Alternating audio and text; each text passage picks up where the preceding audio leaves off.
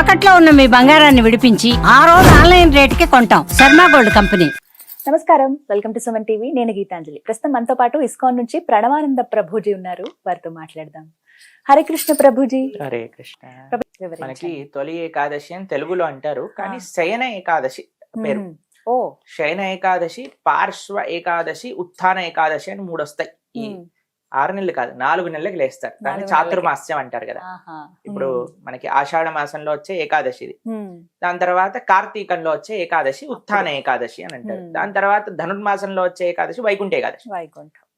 ఈ ఉత్థాన ఏకాదశికి స్వామి నిద్రలేస్తారు. అయితే ఏంటి విశేషము? శయన ఏకాదశి రోజు పడుకుంటారట. పార్శ్వ ఏకాదశి అని ఒకటి వస్తుంది. దాంట్లో చెయ్యి, ఈ చెయ్యి నుంచి ఈ చెయ్యికి మనం ఇలా మారుతాం కదా, అలా మారుతారు భగవంతుడు.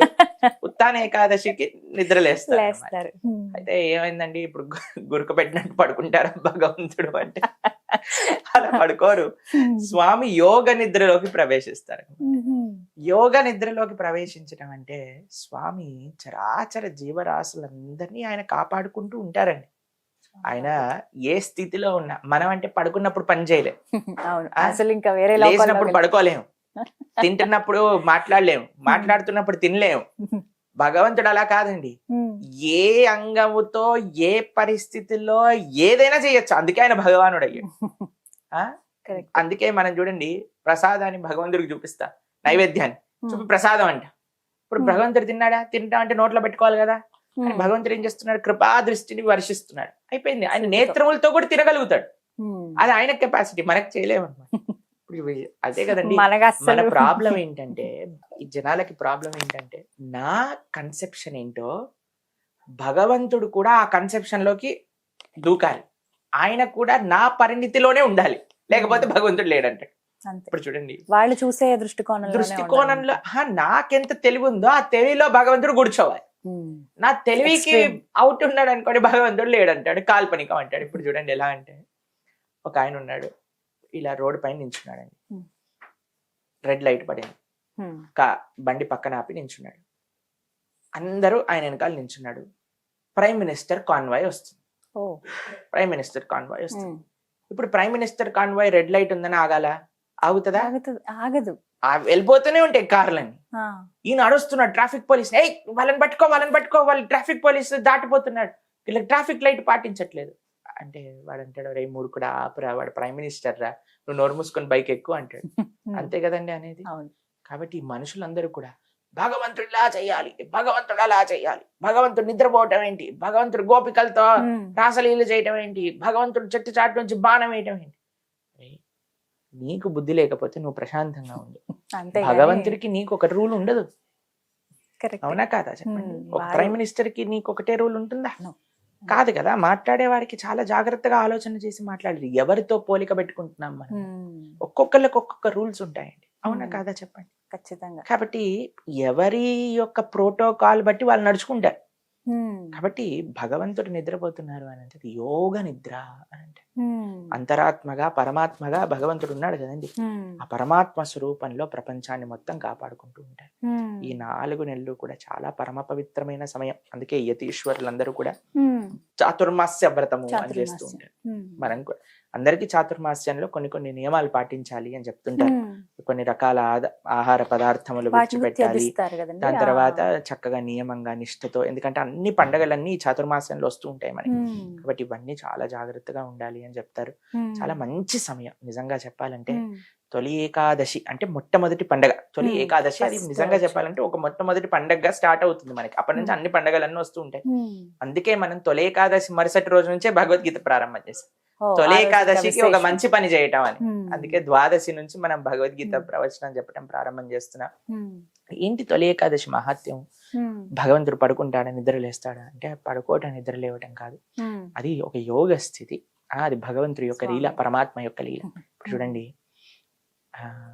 ఇప్పుడు చిన్నప్పుడు ఎవరైనా వచ్చేవాళ్ళు అనుకోండి మనల్ని పలకరించడానికి, మేము అప్పుడప్పుడు కావాల్సుకొని నిద్రపోతున్నట్టుగా ఉండేవాళ్ళం కదా. అంటే ఏం చేస్తారు వీళ్ళు? ఇప్పుడు ఏం చేస్తారు? మనం పడుకున్నట్టుంటే, ఇప్పుడు అమ్మ పడుకుందా లేదా, పడుకోగానే టక్ టక్ టక్ టక్ ఓపెన్ చేసి వాళ్ళకి ఇష్టమైన పదార్థాలు, మా చక్కెర తింటాం ఇష్టం ఉండేది అనమాట. పంచదార తింటూ చిన్న పిల్లలు ఉండేది కదా అలవాటు, చక్కెర తింటా అమ్మ లేస్తున్నాను కానీ డబ్బా పెట్టేసి బయట పెట్టేసి మన పని మనం చేసుకుంటాం. అలా భగవంతుడు కూడా అలా యాక్టింగ్ చేస్తాడు. ఏం చేస్తాడు వీడు చూద్దాం పడుకున్నప్పుడు పడుకున్నాను మనం కానీ అయ్యో స్వామి పడుకున్నాడు కదా నా పని నేను చేసుకుంటాను అన్నాడు అనుకోండి, అప్పుడు మనం ప్రాబ్లం లో పడతాం. అస్సలు కాబట్టి ఏకాదశి వ్రతం ఇందాక మనం మాట్లాడుకున్నట్టుగా అత్యంత ముఖ్యమైన వ్రతం. ఏకాదశి ఉపవాసము. ఉపవాసము, ఉప అంటే దగ్గరగా, వాసము అంటే ఉండుట, భగవంతుడికి దగ్గరగా ఉండుట. మీకు ఒక విషయం చెప్తాను, ఏకాదశి వ్రతం చెయ్యకుండా ఎన్ని పూజలు చేసినా అవన్నీ ఫలించవు.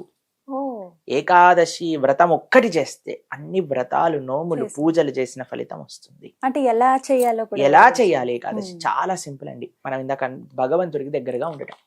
ఉపవాసం గురించి ఒక దగ్గర నేను 2 గంటల ప్రవచనం చెప్పామండి. ఎందుకు ఉండాలి ఉపవాసం? ఆవిడ చెయ్యెత్తింది, ఏం తినచ్చండి ఉపవాసం రోజు అని అడిగి చెప్పింది. ఫస్ట్ ప్రశ్న 15 రోజులకు ఒకసారి అండి. ఏం తినాలి, ఏం తినచ్చు అనే దాంతో ప్రశ్న స్టార్ట్ అవ్వకూడదండి. ఉపవాసం అంటే మనకి వీలున్నట్టు. కొంతమందికి నిర్జలు ఉండొచ్చు, నిర్జల ఉపవాసం ఉండొచ్చు. కొంతమందికి సజ్జల నీళ్లు తీసుకుంటే సరిపోతుంది. కొంతమందికి పాలు పండ్లు తీసుకుంటే సరిపోతుంది. కొంతమందికి లేదండి బీపీ షుగర్ అవన్నీ థైరాయిడ్ ఆ ప్రాబ్లం ఉన్నాయి, మెడిసిన్లు వేసుకోవాలి. మరి ఏం తినచ్చు అంటే ఏకాదశికి కొన్ని ఆహారాలు మనం త్యజించాలి. ధాన్యం ఉందగా తినకూడదు, వద్దంటారు. పప్పులు, అన్నము ఇవన్నీ. కాబట్టి సాబుదానా అంటారు, తెలిసిన మీకు? సాబుదానా, సగ్గుబియ్యం. తర్వాత మనకి కెనువా అని ఉంటుంది, తెలుసా? కెనువా. తర్వాత కొర్రలు అంటారు, ఆ సాముల బగర్ అంటారు యాక్చువల్గా తెలంగాణ వైపు. అవి వాటితో ఏదైనా సింపుల్ పదార్థాలు చేసుకొని చక్కగా మనం ఆహారాన్ని స్వీకరించవచ్చు. ముఖ్యమైన నియమం ఏంటంటే ఈ ఉపవాసంతో పాటు భగవంతుడిని ఆరాధన చేయటం, భగవంతుడి యొక్క నామ జపం చేయటం, సంకీర్తన చేయటం, తులసి అర్చన చేయటం, భగవంతుడికి ఆరాధన, ఆలయ దర్శనం, గోసేవ ఇవన్నీ ఏకాదశిలో చేయాలి. కాబట్టి మీరందరూ కూడా, ప్రేక్షకులందరూ కూడా ఈ తొలి ఏకాదశి నుంచైనా మేము ఏకాదశి వ్రతం చేస్తాము అని భీష్మించుకోండి. ఎలా ఏకాదశి వ్రతం చేయాలి, ఎందుకు ఏకాదశి వ్రతం చేయాలి, ఇవన్నీ కూడా మన ఛానల్లో, ప్రణవానంద దాస్ ఛానల్లో ఏకాదశి వ్రతం ఎలా చెయ్యాలి అని రెండు పాటలు ఉన్నాయి. గంట 2 గంటలు మొత్తం A to Z ఏకాదశికి సంబంధించిన విశేషాలన్నీ అందులో ఉన్నాయి. అవి శ్రవణం చేసినా సరే క్లియర్ గా తెలుస్తుంది. ఇప్పుడిప్పుడే వినేసేయండి, అప్పటికి మన మనసు రెడీ చేసుకుంటాం అనమాట. ఇప్పటి నుంచి ఏకాదశి వ్రతం ఉంటాం. చాలా సులభం అండి, చాలా అద్భుతం అండి. మొన్న పోయిన పాండవ నిర్జల ఏకాదశికి సుమారుగా మా భక్తులు 600 మంది 64 మాలలు జపం చేసుకున్నారు. కొంతమంది 128 మాలలు జపం చేశారు. కొంతమంది 150 మాలలు జపం చేశారు ఒక రోజులో. పొద్దు నుంచి రాత్రి దాకా ఉపవాసంతో పెద్దవాళ్ళు చిన్నవాళ్ళు అందరు కలిసి. రామని ఉంటాడు చిన్న పిల్లవాడు 108 మాలలు జపం చేశాడు. కాబట్టి స్వామి అనుగ్రహమే అది. అది చాలా కష్టమైన విషయం ఏం కాదండి, సంకల్ప బలం. అందుకే సంకల్పం తీసుకోండి. ఇంటిల్లిపాది మంచిగా ఏకాదశికి ఉపవాసం ఉంటాము. ఒక్కొక్కళ్ళు ఒక్కొక్క స్థాయి. నిర్జలు చేసేవాళ్ళు, సజ్జలు చేసేవాళ్ళు, పాలు పండ్లు తినేవాళ్ళు, లేదా ఈ సాబుదానా, కెనువా, బగర్ ఇలా తీసుకునే వాళ్ళు అలా చేసుకుంటూ ఉండండి. ఏకాదశి రెసిపీస్ అని కొట్టండి, ఇస్కాన్ ఏకాదశి రెసిపీస్ అని. వందలు, వేలు, లక్షలు వస్తాయి మీకు. అన్ని రకాలు చేసుకోవచ్చు ఏకాదశి. కాబట్టి తినటం కోసం చేయకండి ఉపవాసం,